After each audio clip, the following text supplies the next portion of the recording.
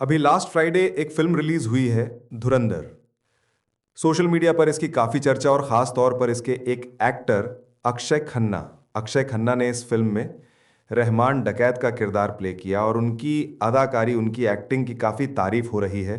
कहा जा रहा है कि वो हीरो यानी रणबीर सिंह पर भी भारी पड़ गए हैं। और उसके बाद फिर रहमान डकैत भी सुर्खियों में।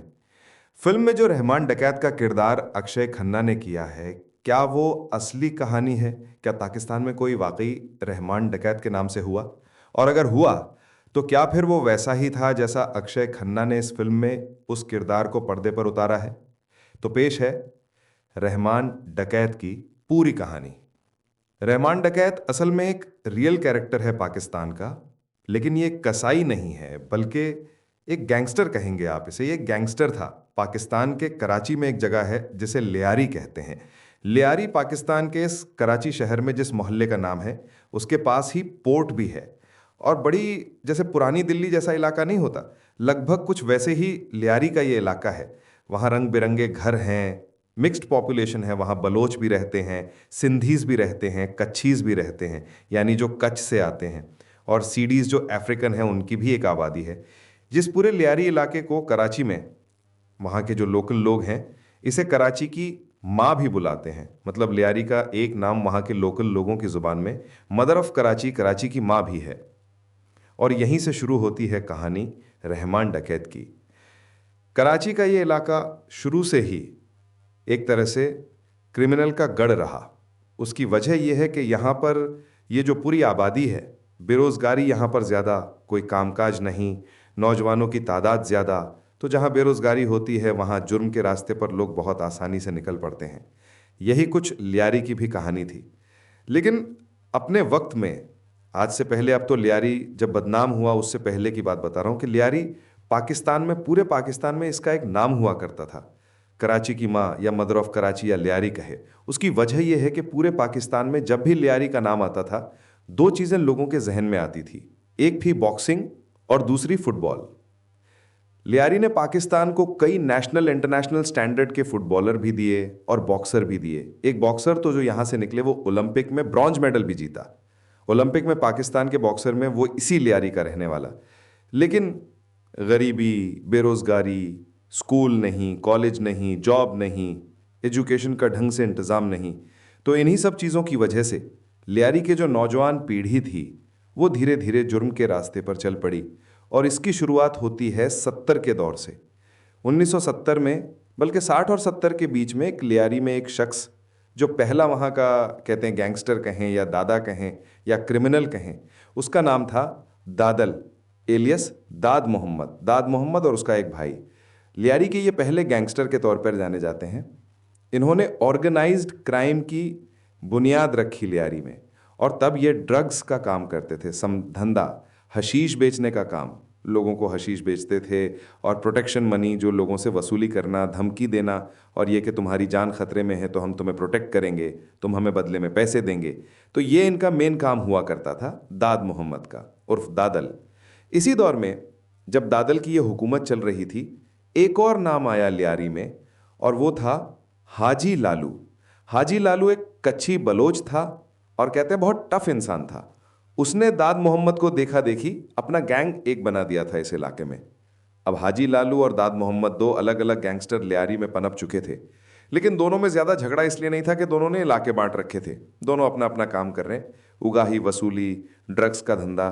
इसी दौर में हाजी लालू की नज़र एक लड़के पर पड़ती है। एक लड़का जो लियारी का रहने वाला, बेहद शातिर, बेहद तेज़। हालांकि वो उस ज़माने में लोगों को ठगता था, बहुत बड़े बड़े क्राइम नहीं किए। लेकिन हाजी लालू की जब नज़र पड़ी तो हाजी लालू को उस लड़के में कुछ चीज़ नज़र आई। उसे लगा कि ये एक दिन बहुत आगे जाएगा। हाजी लालू ने उस लड़के को अपने गैंग में शामिल कर लिया, उसके सर पर अपना हाथ रख दिया। वो लड़का कोई और नहीं था, बल्कि उसका नाम था सरदार अब्दुल रहमान बलोच, जो आगे चलकर रहमान डकैत के नाम से मशहूर हुआ। तो अब रहमान या सरदार अब्दुल रहमान हाजी लालू के गैंग में शामिल हो गया। रहमान की पूरी फैमिली भी एक तरह से क्राइम में इन्वॉल्व थी। रहमान का बाप ड्रग्स के धंधे में शामिल था, कई बार पकड़ा गया था। उसके चाचा, भाई, इन सब के ऊपर भी कोई ना कोई कानूनी शिकंजा कसा हुआ था। तो बचपन से ही जुर्म की दुनिया को रहमान ने अपने इर्द गिर्द देखा था। और अब लयार के दो सबसे बड़े गैंगस्टर्स में से एक हाजी लालू का उसके सर पर हाथ। फिर क्या था, देखते ही देखते अब रहमान जो है एक बेहद करीबी और ख़ास बन गया लालू का। और अब उसने छोटे मोटे जो ठगी और सारे काम करता था उसको छोड़कर बड़े बड़े लोगों को धमकाना, वसूली, कत्ल करना सब हाजी लालू के इशारे पे करने लगा। किडनैपिंग का 80 के बाद इन लोगों ने किडनैपिंग का धंधा भी शुरू कर दिया। फिर रैंसम मनी के तौर पर बहुत सारे पैसे लेने लगे।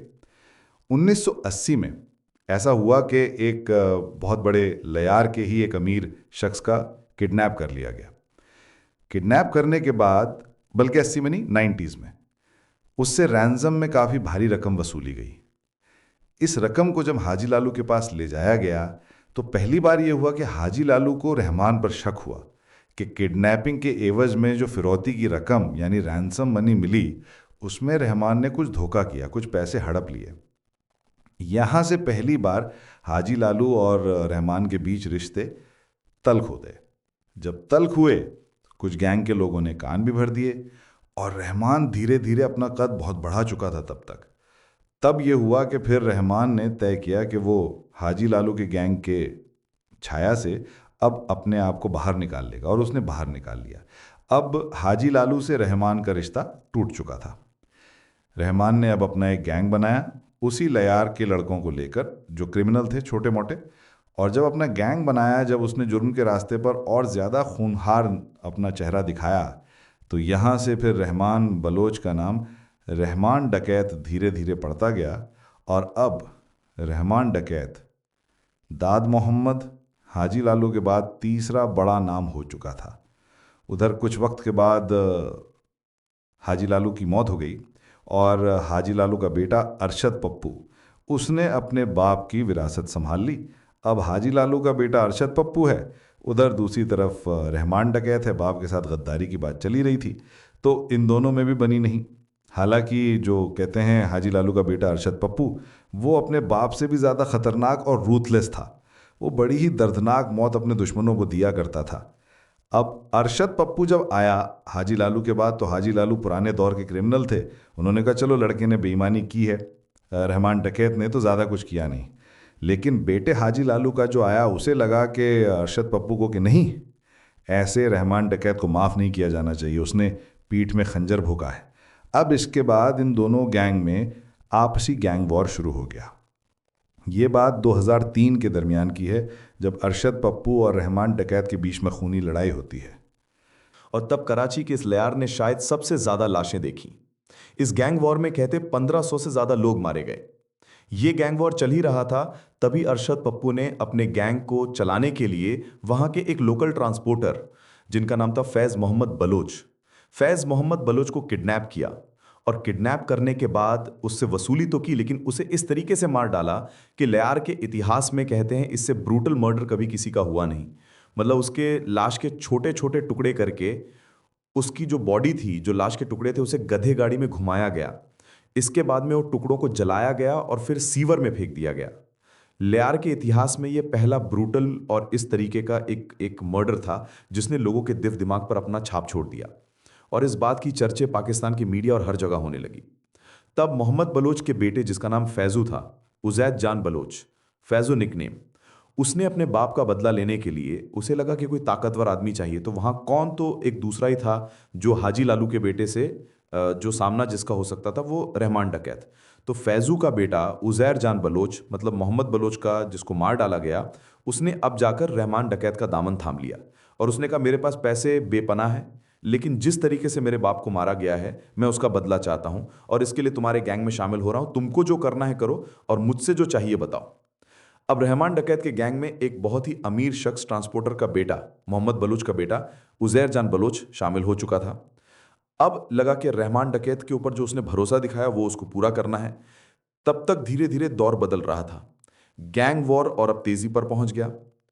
2003 से 2009 तक पप्पू और रहमान डकैत के बीच जारी होनी जंग में पूरा लयार कहते हैं कि लहूलुहान हो गया। पुलिस नाम की कोई चीज ही नहीं थी, और तब तक यहां पर पॉलिटिक्स भी शामिल हो चुका था जैसे होता है। तो इसी दौरान में अब धीरे धीरे पप्पू पर भारी पड़ रहा है रहमान डकैत, और पप्पू के गैंग के एक एक करके लोगों को मारता जा रहा है, और वो भी बहुत बुरी तरीके से। तभी रहमान डकैत को एक आइडिया आया। वो ये कि अगर गैंगस्टर बनना है और बड़ा नाम कमाना है तो नेताओं के सर पर हाथ होने जरूरी है। इस इलाके में लयार में उस वक्त पाकिस्तान पीपल्स पार्टी, बेनजीर भुट्टो की जो पार्टी थी, उसका दबदबा था। हर बार चुनाव में, जनरल इलेक्शन में यहां से पीपीपी का ही कैंडिडेट जीता करता था। रहमान डकैत पीपीपी को ज्वाइन कर लेता है, बेनजीर भुट्टो की पार्टी को, और पूरे लयार में वो गारंटी देता है कि सारे वोट आपको मिलेंगे। अब पीपीपी के सारे नेता, मंत्री, उनके जो पुलिस अफसर हैं, अब वो रहमान डकैत को एक तरह से अपना शरण दे देते हैं। इसी के बाद पीपीपी ज्वाइन करने के बाद रहमान डकैत 2008 में एक पीएसी नाम से संगठन बनाता है, पीपल्स अमन कमिट। मतलब शांति के लिए एक, सोचिए, गैंगस्टर शांति के लिए कमेटी बना रहा है, पीपल्स अमन कमेटी। और इसका ढिंडोरा पीटा गया कि इससे लोगों में शांति और पूरे में सब खून खराबा बंद करने के लिए बनाया गया। लेकिन जो असल मकसद था वो ये था कि पीपल्स अमन कमेटी में उन्हीं लोगों को आगे रखा जाता तो जो रहमान डकैत के गैंग को शामिल करते थे। यानी ये कवच था कि ये पीएसी का मेंबर है, मतलब रहमान डकैत का मेंबर, तो उसको कोई टच नहीं करेगा। तो पीएसी का मेंबर बहुत सारे लोग इसलिए बने क्योंकि उन्हें रहमान डकैत से बचना था। और ये रहमान डकैत के गैंग का असल में ओरिजिनल नाम यही रखा गया था, पाकिस्तान पीपल्स अमन कमेटी। इसके बाद सरकार का संरक्षण, पाकिस्तान पीपल्स पार्टी का सर पर हाथ, पीपल्स अमन कमेटी के नाम पर गैंग का विस्तार, देखते ही देखते रहमान डकैत की तूती बोलने लगी कि ड्रग्स का धंधा पहले ही था, extortion racket, kidnapping, illegal gambling, ये सारी चीजें अब लयार में रूटीन बन गई। और किसी की हिम्मत नहीं होती कि कोई टच करे, क्योंकि रहमान डकैत का ये सारा नाम था इन सब चीजों के पीछे। अब जब पैसे आए और रहमान डकैत ने पॉलिटिकल पार्टी ज्वाइन किया, तो उसे एक और चीज लगी कि लयार में अगर क्राइम करना है और लयार में ही रह के हुकूमत करनी है तो यहाँ के गरीबों को अपना साथ ले लो। अब उसने एक और काम किया, पैसे तो बेपना कमा लिए, अब उसने गरीबों के लिए काम करना शुरू किया। अगर किसी के घर में पानी नहीं है तो वो पानी के प्रॉब्लम को सॉल्व करवाता, राशन भेजता फ्री का, और यहां तक कि उसकी अपनी अदालत होती। तिल्हार में अगर कोई चीज होती तो उसकी अदालत में खुद रहमान डकैती फैसला करता। लोगों की मदद करना, गरीब लड़कियों की शादी करवाना, राशन पानी, देखते ही देखते अब रहमान डकैत लहरी में एक रॉबिन हुड की इमेज पा चुका था। एक बड़ा गैंगस्टर और अब रॉबिन हुड। ये सब कुछ चल ही रहा था, लेकिन उसके मन में अब भी था कि अशद पप्पू से बदला लेना है, क्योंकि अशद पप्पू को मारे बिना वो बलोच और उस ट्रांसपोर्टर के उसका बदला ले नहीं सकता था। बदला लेने के लिए अब सरकार का जब सर पर हाथ आया तो वो और ज्यादा ब्रूटल हो गया। अब कट्टे, छुरियां, चाकू, इनके मुकाबले में उसके पास रॉकेट लॉन्चर आ गए, AK-47। तो लहरी में ऐसे गूंजती थी कि जैसे लगता है कि बस पटाखे ही छूट रहे हैं। खून खराबा इस कदर होने लगा कि हफ्तों हफ्तों लहरी के स्कूल कॉलेज बंद हो जाते। बच्चे बाहर खेलने से उनके माँ बाप ने भेजने बंद कर दिया, क्योंकि कभी भी किसी सड़क पर कहीं भी गैंग वॉर शुरू हो जाता पप्पू और रहमान डकैत के बीच में। महिलाएं बाजार नहीं जाती थी खरीदारी करने की, निकली पता नहीं कौन सी गोली कब किधर से उनको आकर लग जाए। इस दौरान में एक कहानी आई रहमान डकैत को, जिसने उसका खूंखार चेहरा सबसे ज्यादा और दिखाया। वो ये कि एक बार रहमान डकैत को यह शक हुआ कि जो उसकी माँ है वो पप्पू गैंग और पप्पू के फादर जो थे हाजी लालू, तो हाजी लालू के गैंग में जब रहमान डकैत था तो हाजी लालू के साथ तो रिश्ते अच्छे थे, हाजी लालू का घर भी आना जाना था। तो रहमान डकैत के साथ, उसकी फैमिली के साथ भी जान पहचान थी, दुआ सलाम थी। लेकिन कई ऐसी चीजें हुई जिससे लगा कि कोई घर का भेदिया है जो हाजी लालू और उसके बेटे पप्पू को इन्फॉर्मेशन लीक कर रहा है। कहते हैं कि कुछ अपने खास लोगों के बाद उसे पता चला कि असल में घर का भेदिया कोई और नहीं बल्कि खुद रहमान डकैत की अपनी माँ है, उसकी अम्मी है। उसने सोर्स को कहीं और से भी पुख्ता किया, खबर को पुख्ता किया, और कहते हैं कि जब उसे यकीन हो गया कि उसकी माँ ही भेदिया है तो रहमान डकैत का सबसे खूंखार चेहरा लहरी में उस दिन देखा गया जब ये कहा गया कि उसने अपनी माँ को गला घोटकर मार डाला, और मारने के बाद अपनी माँ को उसी के चुनरी से पंखे में लटका दिया और ये कहा कि माँ ने अपनी जान दे दी। लेकिन रहमान डकैत के करीबियों ने बाद में खुलासा किया कि असल में रहमान डकैत ने खुद अपनी माँ को मार डाला था, सिर्फ इसलिए कि दुश्मन गैंग से वो मिली हुई थी। हालांकि इस कहानी में कितना दम है इसका मतलब एविडेंस कहीं नहीं मिला, लेकिन ये कहानी पूरे लयारी में और पुलिस फाइल में तैरती रहती है। ये सब कुछ चलता रहा, रहमान डकैत का कहर टूटता रहा। लहरी अब एकदम एक जंग का मैदान। मामला मीडिया तक भी आया। अब ये हुआ कि सरकार को लगा कि ये तो कुछ ज़्यादा हो रहा है, तो कुछ करना चाहिए। तो फिर सरकार ने पुलिस को खुली छूट दी और कहा कि भैया लियारी को साफ करो और ये रहमान डकैत और पप्पू का कुछ इंतजाम करो। तब उस वक्त एक, जैसे अपने इंडिया में बहुत सारे एनकाउंटर स्पेशलिस्ट हुए हैं, पाकिस्तान में भी एक ऐसी एनकाउंटर स्पेशलिस्ट बड़े फेमस 2000 के दौर में, नाम था चौधरी असलम। चौधरी असलम को यह टास्क दिया गया। अब लिहारी वो इलाका था जहां की मतलब कुछ गलियां ऐसी थी जहां तो पुलिस वाले घुस भी नहीं सकते, तो उन्हें पता था घुसे तो जिंदा वापस नहीं आएंगे। तो ये काम दिया गया चौधरी असलम को। 9 अगस्त 2009 की वो तारीख थी जब अचानक एक दिन पाकिस्तानी मीडिया में ये खबर आई कि रहमान डकैत एक पुलिस एनकाउंटर में मारा गया। बाद में तस्वीरें भी आई, लेकिन कहा गया कि रहमान डकैत को एनकाउंटर में नहीं मारा गया, बल्कि उसको धोखे से बुलाया गया था और फिर उसे पुलिस ने मार डाला। अब रहमान की मौत हो गई। रहमान डकैत की कहानी यहां पर खत्म हो जाती है। लेकिन रहमान डकैत की मौत के बाद उजैर बलोच, उसी ट्रांसपोर्टर का बेटा जो उस वक्त तक करीब हो गया था, जिसने सब कुछ छोड़कर रहमान डकैत का गैंग ज्वाइन किया था अपने बाप का बदला लेने के लिए, उसने रहमान डकैत की मौत के बाद 2009 में रहमान डकैत के गैंग की कमान संभाल ली। अब वही बॉस था रहमान डकैत के गैंग का। और उजैर बलोच के बाप को जिस तरीके से मारा गया था, उस चीज ने उजैर बलोच को रहमान डकैत से भी कहीं ज्यादा खूंखार बना दिया था। उसके जिंदगी का एक ही मकसद था, पप्पू गैंग का सफाया, और पप्पू को वैसे ही मौत देना जैसे उसके बाप को दिया गया था। अब उजैर ने गैंग संभाली। सिंधी टोपी पहना करता था, उसकी तस्वीर इसी से पहचानी जाती थी। और इसके बाद अब वो लग गया पप्पू गैंग के पीछे। 2009 से लेके अगले 4 साल तक पप्पू गैंग के बहुत सारे लोगों को मार डाला। फिर से कई कई 100 लोगों की जानें गई गैंग वॉर में, लेकिन अशद पप्पू हाथ नहीं आया उजैर के। फिर मार्च 2013 की तारीख आती है। मार्च 2013 में कहते हैं कि अशद पप्पू के गैंग के कुछ लोगों ने मुखबिरी की थी, क्योंकि उस गैंग को पैसा दिया था उजैर ने, और उसने लोकेशन बता दिया कि कहीं एक खास जगह पर है और बहुत सारे लोग नहीं हैं उस वक्त अशद पप्पू के साथ। मौका अच्छा था। और मार्च 2013 में उजैर के लोगों ने मुखबिर के बताए हुए ठिकाने पर जाकर हमला किया और अशद पप्पू और उसके भाई यासिर अराफात, इन दोनों को उठा लिया। एक पुराना दुश्मन अब उजैर के हाथ में था, जिस दुश्मन का खात्मा खुद रहमान डकैत नहीं कर पाया था। उठाने के बाद ये लोग उसे खुफिया जगह पर ले गए। इसके बाद अशद पप्पू की मौत की जो कहानी की डिटेल बाद में आई, उसने पूरे कराची और लिहारी के इलाके के लोगों को थर्रा दिया था। उजैर के फादर की भी ऐसी दर्दनाक मौत नहीं हुई थी जैसे उजैर ने अपने बाप के कातिल अशद पप्पू यानी हाजी लालू के बेटे और उसके भाई यासिर को दी थी। इन्होंने उसको अपने कब्जे में 5 दिनों तक रखा और इन 5 दिनों में जितने जुल्म ढा सकते थे अशद पप्पू पर ढाए, हर तरीके से टॉर्चर किया।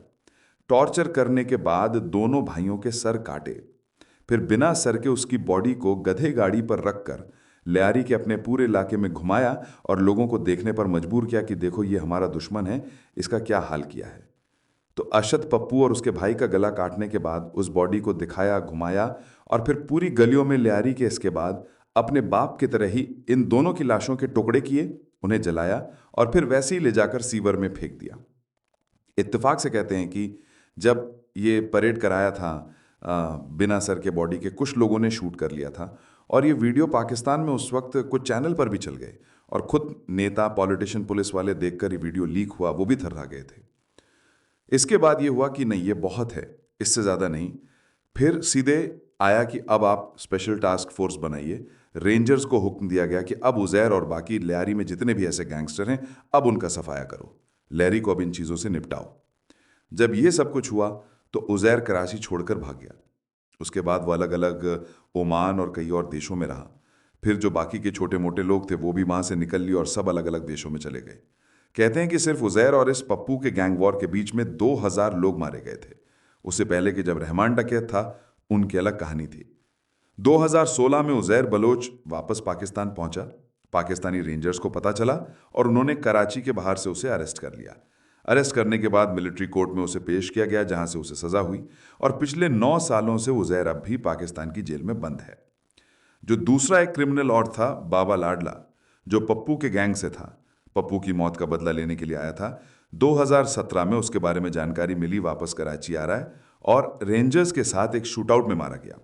2018 में गफ्फार जिक्री, जो आखिरी लेयर का इन सारे गैंग के बाद एक नया नाम उठा था और लग रहा था कि अब ये सिलसिला अभी भी आगे चलेगा, उसका नाम था गफ्फार जिक्री। 2018 में पाकिस्तानी रेंजर्स और पुलिस ने तय किया कि नहीं, अब लियारी में कोई भी रहमान डकैत या फिर हाजी लालू या दाद मोहम्मद जैसा किसी और गैंगस्टर को पनपने नहीं देंगे, तो फिर गफ्फार जिक्री को भी पुलिस ने एक एनकाउंटर में मार डाला। इसके बाद अब यह है कि लियारी जो 60 से दौर शुरू हुआ था, उसके बाद से अब वहाँ पर बहुत कुछ बदल गया है। अब वहाँ लॉ एंड ऑर्डर है, बहुत सारी चीज़ें हैं, और सबसे बड़े इस बदलाव की जो निशानी है वो ये है कि लियारी शुरू से आखिर तक पाकिस्तान पीपल्स पार्टी के उम्मीदवार को जिताता रहा था। जब यहाँ से सारे गैंगस्टर का एक एक करके सफाया हुआ, तो जो लास्ट चुनाव हुआ और जो उससे पहले का चुनाव हुआ, वहाँ पर लियारी ने अपने पॉलिटिकल थिंकिंग या सोच को भी बदल दिया। उन्होंने कहा बहुत हुआ नवाज शरीफ और बेनज़ीर भुट्टो, उनके पति आसिफ अली जरदारी, बिलावर भुट्टो। अब अगर लियारी बदला है तो फिर और भी बदलाव चाहिए, और यहाँ के लोगों ने इमरान खान की पार्टी पाकिस्तान तहरीक इंसाफ की उम्मीदवार को जिताया। जो गढ़ था बेनज़ीर भुट्टो की पार्टी का, अब वो इमरान खान की पार्टी का गढ़ बन चुका है, और कहते हैं कि लियारी की जो बदलाव की शुरुआत है वो यहीं से हुई। तो ये थी उस रहमान डकैत की असली कहानी। दोस्तों, अगर कहानी थोड़ी भी अच्छी लगी हो तो एक लाइक ज़रूर कर दीजिएगा, क्योंकि लाइक करने से हमें बहुत खुशी मिलती है। आपके एक लाइक से हमें ये लगता है कि हमारी मेहनत आपको पसंद आई है। और हाँ, लाइक करने से YouTube इस वीडियो को और भी लोगों तक पहुंचाता है। और हाँ, आप हमारी वीडियो कहाँ से देख रहे हैं, हमें कमेंट में अपना देश, शहर और अपना नाम और अपने प्यारे गांव का नाम लिखकर जरूर बताइए, ताकि हमें ये पता चल सके कि हमारी वीडियो को कौन कहाँ से देख रहा है। हमें ये देखकर बहुत खुशी होती है कि हमारी वीडियो को हिंदू, मुस्लिम, सिख, ईसाई हर धर्म के लोग देखना पसंद करते हैं। इसी तरह से हमारा हौसला बढ़ाते रहिएगा। आप सभी के प्यार और सपोर्ट का बेहद शुक्रिया। और हाँ दोस्तों, हमने मोबाइल की स्क्रीन पर 4 और वीडियो लगाए हैं जो बहुत ही अच्छी अच्छी वीडियो हैं। अगर अभी आपके पास टाइम है तो इन वीडियो में से कुछ जरूर देखिएगा। आप सभी के प्यार भरे कमेंट्स का दिल से शुक्रिया। मिलते हैं एक और अगली कहानी में। तब तक के लिए अपने और अपनों का ख्याल रखिएगा।